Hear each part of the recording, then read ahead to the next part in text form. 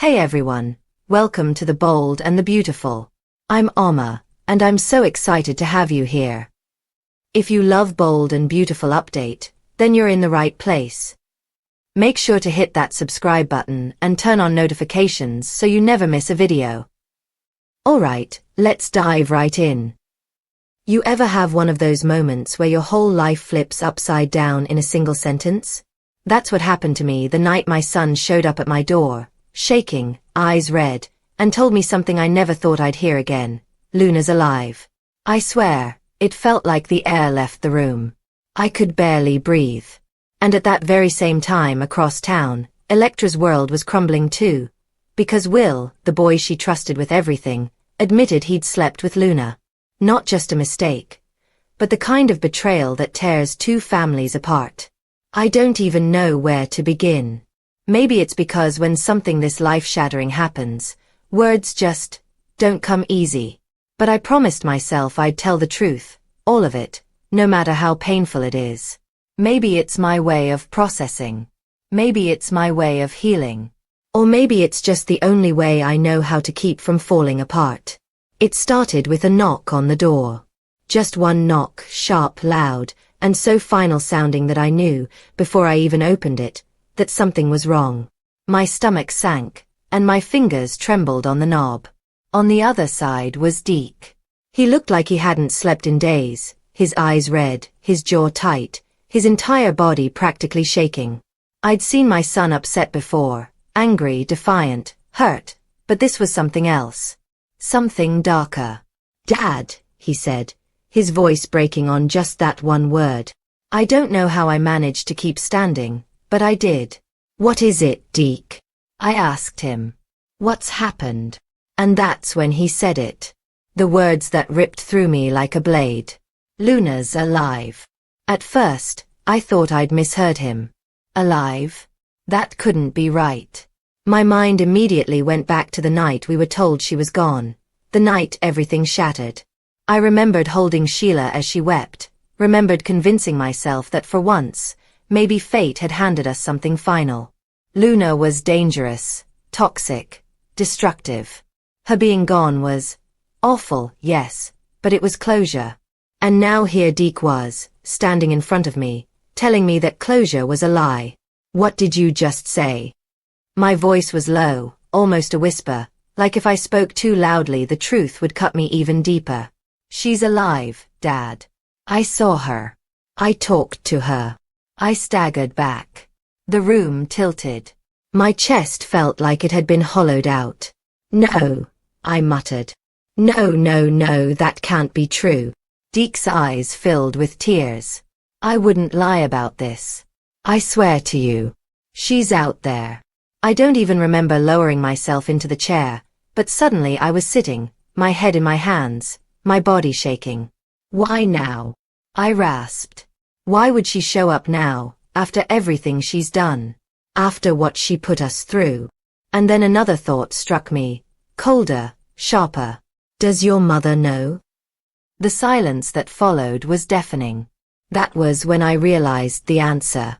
Sheila had known. Of course she had. My heart pounded as anger built inside me. It was like every betrayal I had ever suffered came rushing back at once. How many times had Sheila looked me in the eye and sworn she was telling me the truth? How many times had I let myself believe her?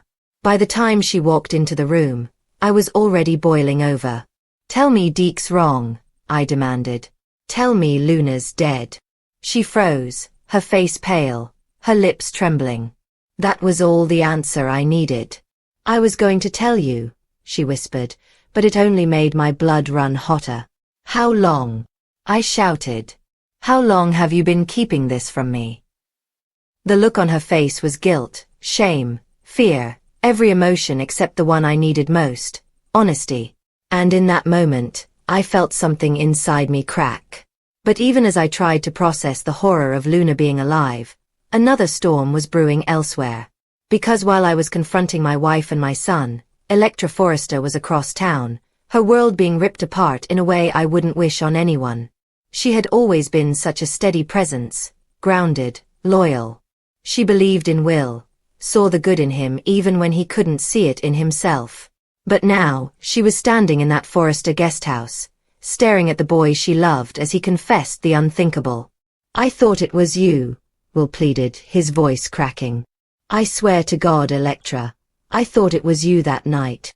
Her eyes filled with tears, confusion battling with rage.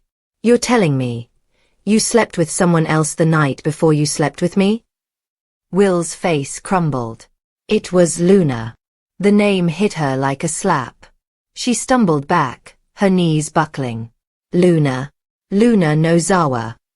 And then, silence. Just the kind that comes before everything breaks. The moment Will said Luna's name, Electra's entire body seemed to go cold. She described it later like someone had pulled the floor out from under her, and she was free-falling with no hope of landing safely. Her lips trembled, her hands shaking so hard she had to grip the edge of the couch just to stay upright. "You slept with Luna," she repeated, as if saying it out loud might change the reality of it. Will reached for her, but she flinched away like his touch burned. His voice cracked. "Electra, please. It wasn't what you think. I was drunk, I was confused. I thought it was you." She let out this broken laugh, one that sounded more like a sob strangled halfway out. "You thought it was me? Do you even realize how insane that sounds? You were inside another woman, Will. And you're telling me you thought it was me?" Will's eyes brimmed with tears. He looked younger than he ever had, like a boy who'd just been caught doing something terrible and didn't know how to fix it. "She set me up," he said. "Luna drugged me. She made it happen. I swear to you, I never wanted this. I love you, Electra. I only love you." But Electra couldn't hear that right then. Her mind was a storm. Every promise he'd ever made to her echoed inside her head, now twisted into something cruel. Every late-night conversation, every kiss, every whispered vow, they all felt tainted. She turned away, her voice shaking. "You could have stopped it. Even if she came on to you, even if she drugged you, you could have fought it. You could have told me the next day. Instead, you slept with me like nothing happened. You looked me in the eyes, Will, and you lied." Will collapsed onto his knees in front of her. His hands clutched at hers, desperate. "I didn't lie. I didn't know how to tell you. I was terrified of losing you. Electra, you have to believe me. You're the only thing in my life that makes sense. Please don't give up on us." But she pulled her hands back, pressing them against her chest like armor. Tears streamed down her cheeks, her voice hollow. "You already gave up on us, Will. The second you let her touch you, you gave up on us." There was a silence then, thick and unbearable. Electra's breathing was ragged, her chest heaving, while Will sobbed openly on the floor. And somewhere, in another part of town, Luna was smirking. Because for Luna, this was never about love. It was about power. About control. About destruction. She thrived on chaos, on watching other people's worlds crumble while she walked away unscathed. To her, Electra's tears were proof of victory. Meanwhile, back at Bill Spencer's mansion, the tension was no less explosive. Bill was pacing like a caged animal, his fists clenched, his face red with fury. "She ruined my son," he growled, his voice shaking with barely contained rage. "She drugged him. She manipulated him. And now she's carrying his child? Over my dead body." Katie stood in the doorway, arms folded tight across her chest. She'd seen Bill like this before, volatile, destructive, the kind of man who would burn the world down just to avenge someone he loved. And while she understood his fury, she also knew where it could lead. "Bill, listen to me," she said firmly, her voice calm but unyielding. "No one is killing anyone. You hear me? That is not an option." Bill spun on her, his eyes wild. "You think I'm just going to stand here and let that viper destroy my son's life? Let her raise a Spencer baby? I won't do it, Katie. I can't." Katie took a step closer, softening her tone but not her resolve. "Then we fight her the right way. We take her to court. We get custody of that baby if it's Will's. We protect him without turning you into a murderer. Bill's chest rose and fell rapidly, his breathing uneven. He looked like he was seconds away from shattering. But Katie reached out, resting her hand against his arm, grounding him.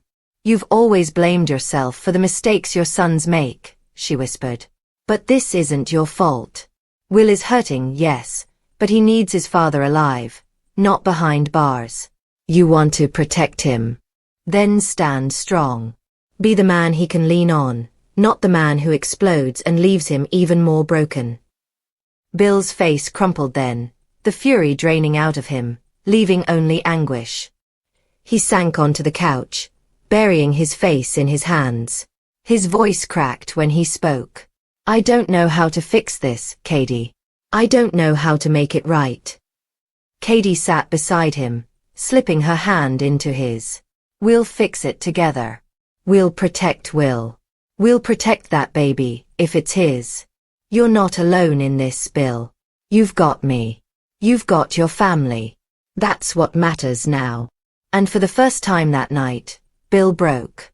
He wept, deep, guttural sobs that shook his entire body. And Katie held him, whispering promises she wasn't sure she could keep but knew he needed to hear. The Spencers, she murmured against his ear. We'll get through this. We'll survive. We always do. But even as those words left her lips miles away, Deacon Sharp was staring into the eyes of his wife, demanding answers she wasn't ready to give. Tell me the truth, Sheila, he growled. How long have you known Luna's alive?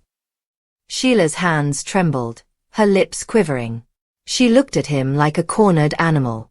Deacon, I didn't want to hurt you. I thought I could protect you. I thought. Protect me. Deacon's voice boomed, raw and furious.